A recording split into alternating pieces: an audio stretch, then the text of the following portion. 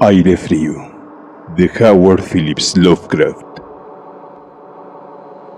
Me piden que explique por qué siento miedo de la corriente de aire frío, por qué tiemblo más que otros cuando entro en un cuarto frío y parezco asqueado y repelido cuando el escalofrío del atardecer avanza a través de un suave día otoñal.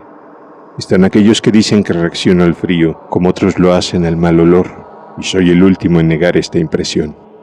Lo que haré está relacionado con el más horrible hecho con que nunca me encontré, y dejo a tu juicio si esta es o no una explicación congruente de mi peculiaridad. Es un error imaginar que ese horror está inseparablemente asociado a la oscuridad, el silencio y la soledad. Me encontré en el resplandor de media tarde, en el estrépito de la metrópolis, y en medio de un destartalado y vulgar albergue con una patrona prosaica y dos hombres fornidos a mi lado. En la primavera de 1923 había adquirido un almacén de trabajo lúgubre y desaprovechado en la ciudad de Nueva York, y siendo incapaz de pagar un alquiler nada considerable, comencé a caminar a la deriva desde una pensión barata a otra en busca de una habitación que me permitiera combinar las cualidades de una higiene decente, mobiliario tolerable y un muy razonable precio. Pronto entendí que solo tenía una elección entre varias. Pero después de un largo tiempo, encontré una casa en la calle 14ª Oeste que me asqueaba mucho menos que las demás que había probado. El sitio era una histórica mansión de piedra arenisca, aparentemente fechada a finales de los 40 y acondicionada con carpintería y mármol, que manchaba y mancillaba el esplendor descendiendo de altos niveles de opulento buen gusto, en las habitaciones grandes y altas, y decoradas con un papel imposible y ridículamente adornadas con cornisas de escayola, se consumía un deprimente moho y un asomo de oscuro arte culinario. Pero los suelos estaban limpios, la lencería tolerablemente bien y el agua caliente no demasiado frecuentemente fría o desconectada. Así que llegué a considerarlo al menos un sitio soportable para hibernar hasta que uno pudiera realmente vivir de nuevo. La casera, una desaliñada, casi barbuda mujer española llamada Herrero, no me molestaba con chismes o con críticas de la última lámpara eléctrica achicharrada en mi habitación del tercer piso frente al vestíbulo. Y mis compañeros inquilinos eran tan silenciosos y poco comunicativos como uno pudiera desear, siendo mayoritariamente hispanos de grado tosco y crudo. Solamente el estrépito de los coches en la calle de abajo resultaban una seria molestia. Llevaba allí cerca de 3 semanas cuando ocurrió el primer incidente extraño. Un anochecer, sobre las 8, oí una salpicadura sobre el suelo y me alertó de que había estado sintiendo el olor acre del amoníaco durante algún tiempo. Mirando alrededor, vi que el techo estaba húmedo y goteante. Aparentemente la mojadura procedía de una esquina sobre el lado de la calle. Ansioso por detener el asunto en su origen, corrí al sótano a decírselo a la casera y me aseguró que el problema sería rápidamente solucionado. ¿El doctor Muñoz?, lloriqueó mientras se apresuraba a escaleras arriba delante de mí. Tiene arriba sus productos químicos. Está demasiado enfermo para medicarse. Cada vez está más enfermo, pero no quiere ayuda de nadie. Es muy extraña su enfermedad. Todo el día toma baños apestosos y no puede reanimarse o entrar en calor. Se hace sus propias faenas, su pequeña habitación está llena de botellas y máquinas y no ejerce como médico. Pero una vez fue bueno. Mi padre en Barcelona oyó hablar de él, y tan solo le curó el brazo al fontanero que se hizo daño hace poco. Nunca sale, solamente al tejado, y mi hijo Esteban le trae comida y ropa limpia y medicinas y productos químicos. Dios mío, el amoníaco que usa para mantenerse frío. La señora Herrera desapareció escaleras arriba hacia el 4º piso y volví a mi habitación. El amoníaco cesó de gotear. Y mientras limpiaba lo que se había manchado y abría la ventana para airear, oí los pesados pasos de la casera sobre mí. Nunca había oído al doctor Muñoz, excepto por ciertos sonidos como un mecanismo a gasolina, puesto que sus pasos eran silenciosos y suaves. Me pregunté por un momento cuál podría ser la extraña aflicción de este hombre, y si su obstinado rechazo a una ayuda externa no era resultado de una excentricidad más bien infundada. Hay, reflexioné trivialmente, un infinito patetismo en la situación de una persona eminente venida a menos en este mundo. Nunca hubiera conocido al doctor Muñoz, de no haber sido por el infarto que súbitamente me dio una mañana que estaba sentado en mi habitación escribiendo. Los médicos me habían avisado del peligro de esos ataques y sabía que no había tiempo que perder. Así, recordando que la casera me había dicho sobre la ayuda del operario lesionado, me arrastré escaleras arriba y llamé débilmente a la puerta encima de la mía. Mi golpe fue contestado en un inglés correcto por una voz inquisitiva a cierta distancia, preguntando mi nombre y profesión. Y cuando dichas cosas fueron contestadas, vino y abrió la puerta contigua a la que yo había llamado. Una ráfaga de aire frío me saludó y, sin embargo, el día era uno de los más calurosos del presente junio. Temblé mientras atravesaba el umbral entrando en un gran aposento, el cual me sorprendió con la decoración de buen gusto en este nido de mugre y de aspecto raído. Un sofá-cama ahora cumpliendo su función diurna de sofá, y los muebles de caoba, fastuosas colgaduras, antiguos cuadros y librerías repletas revelaban el estudio de un gentil hombre más que un dormitorio de pensión. Ahora vi que el vestíbulo de la habitación sobre la mía, la pequeña habitación de botellas y máquinas que la señora Herrero había mencionado, era simplemente el laboratorio del doctor. Y de esta manera su dormitorio permanecía en la espaciosa habitación contigua, cuya cómoda alcoba y gran baño adyacente le permitían camuflar el tocador y los evidentes útiles aparatos. El doctor Muñoz, sin duda alguna, era un hombre de edad, cultura y distinción. La figura frente a mí era pequeña pero exquisitamente proporcionada, y vestía un atavío formal de corte y hechura perfecto. Una cara larga, avesada, aunque sin expresión altiva, estaba adornada con una pequeña barba gris, y unos anticuados espejuelos protegían sus ojos oscuros y penetrantes. Una nariz aquilina que daba un toque árabe a una fisionomía, por otra parte celta. Un abundante y bien dotado cabello, que anunciaba puntuales visitas al peluquero, estaba airosamente dividido encima de la alta frente. Y el retrato completo denotaba un golpe de inteligencia, linaje y crianza superior. A pesar de todo, tan pronto como vi al doctor Muñoz en esa ráfaga de aire frío, sentí una repugnancia que no se podía justificar con su aspecto. Únicamente su pálido semblante y frialdad de trato podían haber ofrecido una base física para este sentimiento. Incluso estas cosas habrían sido excusables, considerando la conocida invalidez del hombre. Podría también haber sido el frío singular que me alienaba, de tal modo que el frío era anormal en un día tan caluroso, y lo normal siempre despierta la aversión, desconfianza y miedo. Pero la repugnancia pronto se convirtió en admiración, a causa de la insólita habilidad del médico que de inmediato se manifestó, a pesar del frío y el estado tembloroso de sus manos pálidas. Entendió claramente mis necesidades de una mirada y las atendió con destreza magistral, al mismo tiempo que me reconfortaba con una voz de fina modulación, si bien curiosamente cavernosa y hueca, que era el más amargo enemigo del alma y había hundido su fortuna y perdido todos sus amigos en una vida consagrada a extravagantes experimentos para su desconcierto y extirpación. Algo de fanático benevolente parecía residir en él, y divagaba apenas mientras ondeaba mi pecho y mezclaba un trago de drogas adecuadas que traía del pequeño laboratorio. Evidentemente me encontraba en compañía de un hombre de buena cuna, una novedad excepcional en este ambiente sórdido, y se animaba en un inusual discurso como si recuerdos de días mejores surgieran de él. Su voz, siendo extraña, era al menos apaciguadora, y no podía entender cómo respiraba a través de las enrolladas frases locuaces. Buscaba distraer mis pensamientos de mi ataque hablando de sus teorías y experimentos, y recuerdo su consuelo cuidadoso sobre mi corazón débil, insistiendo en que la voluntad y la sabiduría hacen fuerte un órgano para vivir. Podía, a través de una mejora científica de esas cualidades, una clase de brío nervioso, a pesar de los daños más graves, defectos, incluso la falta de energía en órganos específicos. Podía algún día, dijo medio en broma, enseñarme a vivir, o al menos a poseer algún tipo de existencia consciente, sin tener corazón en absoluto. Por su parte, estaba afligido con unas enfermedades complicadas que requerían una muy acertada conducta que incluía un frío constante. Cualquier subida de la temperatura señalada podría, si se prolongaba, afectarle fatalmente.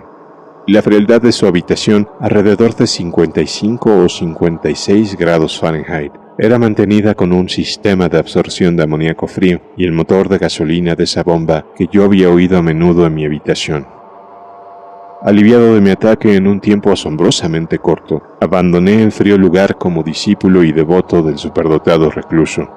Después de eso le pagaba con frecuentes visitas, escuchando mientras me contaba investigaciones secretas y los más o menos terribles resultados, y temblaba un poco cuando examinaba los singulares y curiosamente antiguos volúmenes de sus estantes. Finalmente fui, puedo añadir, curado del todo de mi afección por sus hábiles servicios. Parecía no desdeñar los conjuros de los medievalistas, dado que creía que esas fórmulas enigmáticas contenían raros estímulos psicológicos que, concebiblemente, podían tener efectos sobre la esencia de un sistema nervioso del cual partían los pulsos orgánicos. Había conocido por su influencia al anciano doctor Torres de Valencia, quien había compartido sus primeros experimentos y le había orientado a través de las grandes afecciones de 18 años atrás, de donde procedían sus desarreglos presentes. No hacía mucho el venerable practicante había salvado a su colega de sucumbir al hosco enemigo contra el que había luchado. Quizás la tensión había sido demasiado grande. El doctor Muñoz lo hacía susurrando claro, aunque no con detalle, que los métodos de curación habían sido de lo más extraordinarios, aunque envolvían escenas y procesos no bienvenidos por los galenos ancianos y conservadores. Según pasaban las semanas, observé con pena que mi nuevo amigo iba, lenta pero inequívocamente, perdiendo el control, como la señora Herrero había insinuado. El aspecto lívido de su semblante era intenso, su voz a menudo era hueca y poco clara. Un movimiento muscular tenía menos coordinación y su mente y determinación menos elástica y ambiciosa. A pesar de este triste cambio, no parecía ignorante, y poco a poco su expresión y conversación emplearon una ironía atroz que me restituyó a algo en la sutil repulsión que originalmente había sentido. Desarrolló extraños caprichos, adquiriendo una afición por las especias exóticas y el incienso egipcio, hasta que su habitación olía como la cámara de un faraón sepultado en el Valle de los Reyes. Al mismo tiempo incrementó su demanda de aire frío y con mi ayuda amplió la conducción de amoníaco de su habitación y modificó la bomba y la alimentación de su máquina refrigerante hasta poder mantener la temperatura por debajo de 36 o 40 grados, y finalmente incluso en 28 grados. El baño y el laboratorio por supuesto eran los menos fríos, a fin de que el agua no se congelase, y ese proceso químico no lo podría impedir. El vecino de al lado se quejaba del aire gélido de la puerta contigua, así que le ayudé a acondicionar unas pesadas cortinas para obviar el problema. Una especie de creciente temor de forma estrafalaria y mórbida parecía poseerle. Hablaba incesablemente de la muerte, pero reía huecamente cuando cosas tales como entierro o funeral eran sugeridas gentilmente. Con todo, llegaba a ser un compañero desconcertante e incluso atroz. A pesar de eso, en mi agradecimiento por su curación, no podía abandonarle a los extraños que le rodeaban y me aseguraba de quitar el polvo de su habitación y atender sus necesidades diarias, embutido en un abrigo amplio que me compré especialmente para tal fin. Asimismo hice muchas de sus compras y me quedé boquiabierto de confusión ante algunos de los productos químicos que pidió de farmacéuticos y casas suministradoras de laboratorios. Una creciente e inexplicable atmósfera de pánico parecía elevarse alrededor de su apartamento. La casa entera, como había dicho, tenía un olor rancio, pero el aroma en su habitación era peor, a pesar de las especias y el incienso y los acres productos químicos de los baños, ahora incesantes, que él insistía en tomar sin ayuda. Percibí que debía estar relacionado con su dolencia, y me estremecí cuando reflexioné sobre qué dolencia podía ser. La señora Herrero se apartaba cuando se encontraba con él, y me lo dejaba sin reservas a mí. Incluso no autorizaba a su hijo Esteban a continuar haciendo los recados para él. Cuando sugería a otros médicos, el paciente se encolerizaba de tal manera que parecía no atreverse a alcanzar. Evidentemente temía los efectos físicos de una emoción violenta, aun cuando su determinación y fuerza motriz aumentaban más que decrecía y rehusaba ser confinado en su cama. La dejadez de los primeros días de su enfermedad dio paso a un brioso retorno a su objetivo, así que parecía arrojar un reto al demonio de la muerte como si le agarrase a un antiguo enemigo. El hábito del almuerzo, curiosamente siempre de etiqueta, lo abandonó virtualmente, y solo un poder mental parecía preservarlo de un derrumbamiento total. Adquirió el hábito de escribir largos documentos de determinada naturaleza, los cuales sellaba y rellenaba cuidadosamente con requerimientos que, después de su muerte, transmitió a ciertas personas que nombró en su mayor parte de las Indias Orientales, incluyendo a un celebrado médico francés que en estos momentos supongo muerto y sobre el cual se había murmurado las cosas más inconcebibles. Por casualidad, quemé todos esos escritos sin entregar y cerrados. Su aspecto y voz llegaron a ser absolutamente aterradores y su presencia apenas soportable. Un día de septiembre, con un solo vistazo, indujo un ataque epiléptico a un hombre que había venido a reparar su lámpara eléctrica del escritorio. Un ataque para el cual recetó eficazmente mientras se mantenía oculto a la vista. Ese hombre, por extraño que parezca, había pasado por los horrores de la Gran Guerra sin haber sufrido ningún temor. Después, a mediados de octubre, el horror de los horrores llegó con pasmosa brusquedad. Una noche sobre las 11 la bomba de la máquina refrigeradora se rompió. De esta forma, durante 3 horas, fue imposible la aplicación refrigerante de amoníaco. El doctor Muñoz me avisó aporreando el suelo y trabajé desesperadamente para reparar el daño mientras mi patrón maldecía en tono inánime, rechinando cavernosamente más allá de cualquier descripción. Mis esfuerzos aficionados, no obstante, confirmaron el daño, y cuando hube traído un mecánico de un garage nocturno cercano, nos enteramos que nada se podía hacer hasta la mañana siguiente, cuando se obtuviese un nuevo pistón. El moribundo ermitaño estaba furioso y alarmado, hinchado hasta proporciones grotescas. Parecía que se iba a hacer pedazos lo que quedaba de su endeble constitución, y de vez en cuando un espasmo le causaba chasquidos de las manos a los ojos y corría al baño. Buscaba a tientas el camino con la cara vendada ajustadamente y nunca vi sus ojos de nuevo. La frialdad del aposento era ahora sensiblemente menor, y sobre las 5 de la mañana el doctor se retiró al baño, ordenándome mantenerle surtido de todo el hielo que pudiera obtener en las tiendas nocturnas y cafeterías. Cuando volví de mis viajes a veces desalentadores, y situaba mi botín ante la puerta cerrada del baño, dentro podía oír un chapoteo inquieto y una espesa voz croaba la orden de ¡más! ¡más! Lentamente rompió un caluroso día y las tiendas abrieron una a una. Pedí a Esteban que me ayudase a traer el hielo mientras yo conseguía el pistón de la bomba, o conseguir el pistón mientras yo continuaba con el hielo. Pero aleccionado por su madre se negó totalmente. Finalmente, contraté a un desaseado vagabundo que encontré en la esquina de la 8ª Avenida para cuidar al enfermo abasteciéndolo de hielo de una pequeña tienda donde le presenté. Y me empleé diligentemente en la tarea de encontrar un pistón de bomba y contratar a un operario competente para instalarlo. La tarea parecía interminable, y me enfurecía tanto o más violentamente que el ermitaño cuando vi pasar las horas en un suspiro, dando vueltas a vanas llamadas telefónicas y en búsquedas frenéticas de sitio en sitio, aquí y allá en metro y en coche. Sobre el mediodía encontré una casa de suministros adecuada en el centro, y a la 1:30 aproximadamente llegué a mi albergue con la parafernalia necesaria y 2 mecánicos robustos e inteligentes. Había hecho todo lo que había podido y esperaba llegar a tiempo. Un terror negro, sin embargo, me había precedido. La casa estaba en una agitación completa y por encima de una cháchara de voces aterrorizadas oía un hombre rezar en tono intenso. Había algo diabólico en el aire y los inquilinos juraban sobre las cuentas de sus rosarios cómo percibieron el olor de debajo de la puerta cerrada del doctor. El vago que había contratado, parece, había escapado chillando y enloquecido no mucho después de su segunda entrega de hielo, quizá como resultado de una excesiva curiosidad. No podía naturalmente haber cerrado la puerta tras de sí. A pesar de eso, ahora estaba cerrada, probablemente desde dentro. No había ruido dentro a excepción de algún tipo de innombrable, lento y abundante goteo.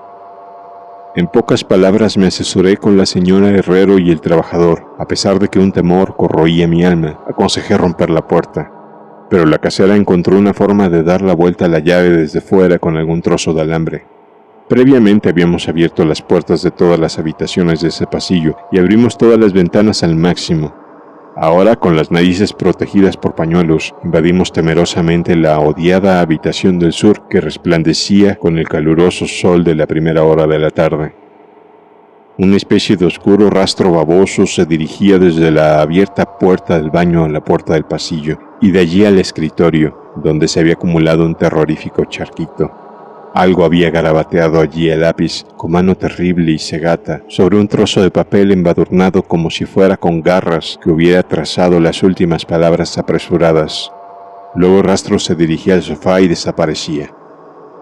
Lo que estaba o había estado sobre el sofá era algo que no me atrevo a decir, pero lo que temblorosamente me desconcertó estaba sobre el papel pegajoso y manchado antes de sacar una cerilla y reducirlo a cenizas. lo que me produjo tanto terror a mí, a la patrona y a los dos mecánicos que huyeron frenéticamente de ese lugar infernal a la comisaría de policía más cercana. Las palabras nauseabundas parecían casi increíbles en ese soleado día, con el traqueteo de coches y camiones ascendiendo clamorosamente por la abarrotada calle 14ª. No obstante, confieso que en ese momento las creía.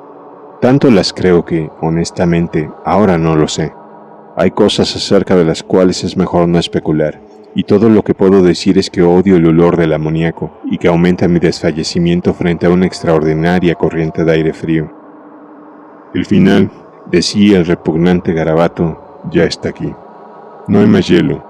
El hombre echó un vistazo y salió corriendo. Más calor cada minuto y los tejidos no pueden durar. Imagino que sabes. Lo que dije sobre la voluntad y los nervios, y lo de conservar el cuerpo después de que los órganos dejasen de funcionar. Era una buena teoría, pero no podría mantenerla indefinidamente. Había un deterioro gradual que no había previsto. El doctor Torres lo sabía, pero la conmoción lo mató. No pudo soportar lo que tenía que hacer. Tenía que meterme en un lugar extraño y oscuro cuando prestase atención a mi carta y consiguió mantenerme vivo. Pero los órganos no volvieron a funcionar de nuevo. Tenía que haberse hecho a mi manera, conservación, pues como se puede ver, fallecí hace 18 años.